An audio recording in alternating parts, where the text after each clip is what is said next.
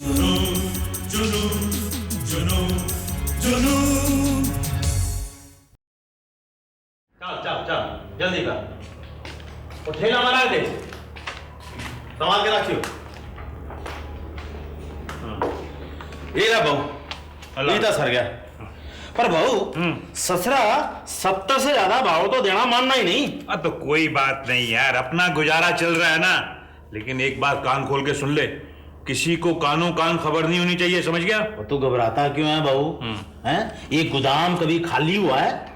ससुरी एक खेप साइड पर गई नहीं कि सफाई वालों से दूसरी आई नहीं हैं? अरे 5-6 बोरी का कन्या पता चला है। अरे मैं उनकी बात नहीं कर रहा हूं, मैं रात को आने वाले ग्राहकों की बात कर रहा हूं। और तू फिक्र नहीं कर। हाँ। मन्ने ना ग्राहक को ठोक बजा के देखने की आदत है। अच्छा पर बहू ये दक्षिणा घनी कम लग गया है थोड़ी सी।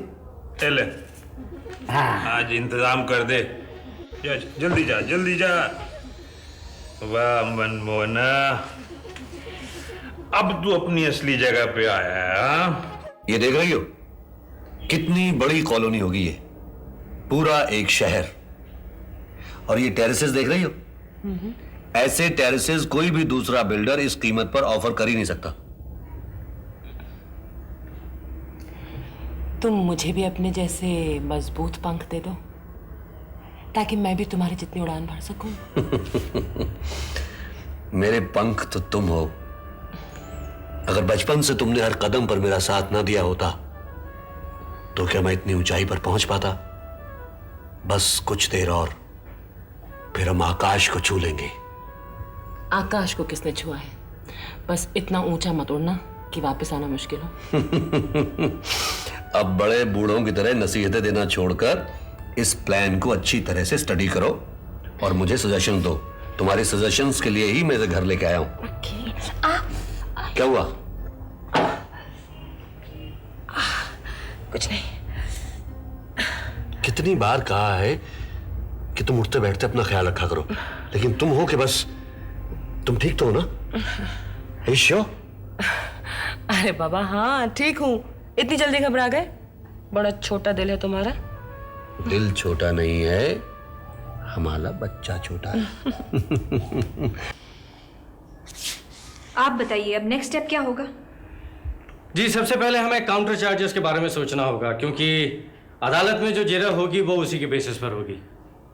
देखिए, अपने वकील से मुवक्किल को कुछ भी नहीं छुपाना चाहिए। सबसे पहले आप इस इल्ज़ाम के बारे में बताइए। इसमें लिखा है कि मिसेस मिनी भाटिया शराब की आदी हैं। वो रोज शराब पी के बदमस्त हो जाती हैं और बहुत ही जल्दी अल्कोहलिक हो जाएगी। ये मैं पढ़ चुकी हूँ। इन झूठे इल्जामों को दोहराकर मेरे जख्म न खोली वकील साहब। मैडम, ये बातें तो डिस्कस होंगी ही। आप मुझे सिर्फ इतना बताइए कि क्या आप ये शौक रखती हैं? हाँ, मैं कभी कभी पीती हूँ। ये कोई गुनाह तो नहीं है। हमारे समाज में कितनी औरतें पीती हैं, क्या उन सबको अदालत के कटहरे में खड़ा किया जाता है? Relax madam, relax. देखिए, आप अदालत में नहीं खड़ी, आप अपने वकील से बात कर रही हैं। ये सारी बातें उन्हें साबित करनी होंगी और ये कोई आसान काम नहीं है। पहले आप अपने आप को कंपोज कीजिए। Come on, relax yourself. Okay, that's better. अच्छा जी, दूसरा इल्जाम जो पहले इल्जाम से कानून की नजरों में ज्यादा संगीन है, ये लगाया है कि आपने उनके साथ, मेरा मतलब है कि आपने अपने खाबिन से बेवफाई की है। कानून की नजरों में ये अडल्ट्री एक जुर्म है। पहले दिन ही मैंने आपको उसके बारे में सब कुछ बताया था। अब मुकदमा तो आप ही को लड़ना है। आप ये बताइए कि मुझे क्या करना है? आपको बहुत एहतियात से काम लेना होगा, लेकिन आप बिल्कुल बेफिक्र रहिए, क्योंकि जब तक वो इन इल्जामात को साबित नहीं कर लेता वो ये मुकदमा नहीं जीत सकता। लेकिन इस केस में एक बात है जिसे हमें लाइटली नहीं लेना चाहिए। देखिए, मुझे ये कानूनी दाव पेच नहीं मालूम। सीधी सी आम भाषा में समझाइए मुझे। ठीक है, जैसे आप कहें। देखिए, आपके पति मिस्टर नील भाटिया खुद एक बहुत काबिल क्रिमिनल लॉयर है, ठीक है? इसीलिए हम ये बात मानकर चल ही नहीं सकते कि ये मामूली सी बात उनको मालूम ना हो कि हर इल्जाम को साबित करने के लिए अदालत सबूत मांगती है, राइट? इसलिए हमें किसी तरह की कोई लापरवाही नहीं बरतनी चाहिए और ये जानने की पूरी कोशिश करनी चाहिए कि क्या उनके पास कोई सबूत पहले से तो नहीं है। ओह गॉड, मुझे तो शुरू से ही डर था कि वो मुझे किसी ऐसे कानूनी जाल में फंसा देगा जिसे मैं निकल नहीं पाऊंगी। एक मिनट, मैं केके से बात करती हूँ। आप ठीक कहते हैं, हमें अभी से कॉशियस रहना चाहिए।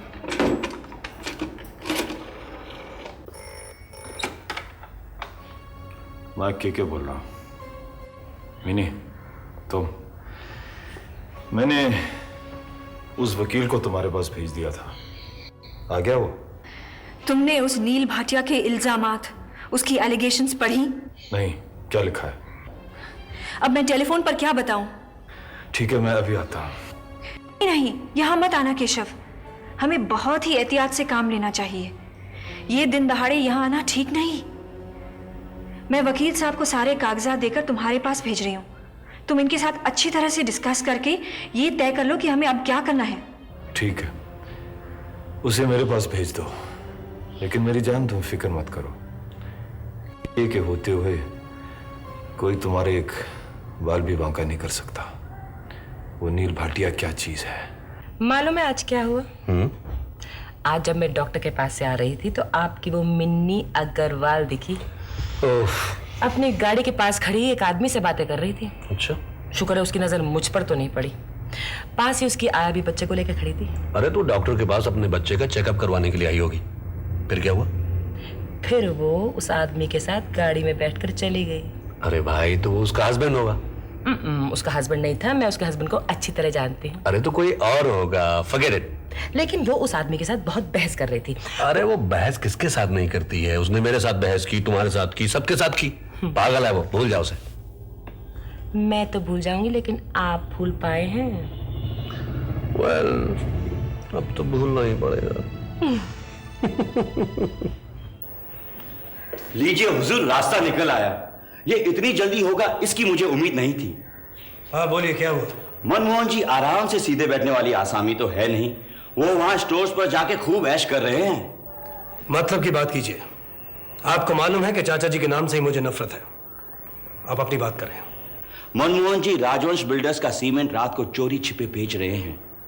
मेरे आदमी ने उस मजदूर को पटा लिया है जिससे मिलकर वो ये धंधा कर रहे हैं। आज रात वो वहां सीमेंट खरीदने जाएगा और कल हमें सारा जुग्राफिया समझा देगा। Good, jolly good, I am happy. अब आप कुछ प्रैक्टिकल काम कर रहे हैं। Thank you for the compliment sir. लेकिन इस बात की खबर किसी और को नहीं होनी चाहिए। नहीं सर, सुमेर के फरिश्तों को भी पता नहीं चलेगा। मैं उसकी बात नहीं कर रहा हूं, मैं अपने दफ्तर के लोगों की बात कर रहा हूं। सर, किसी को पता नहीं चलेगा। Good, you may leave now. Okay sir.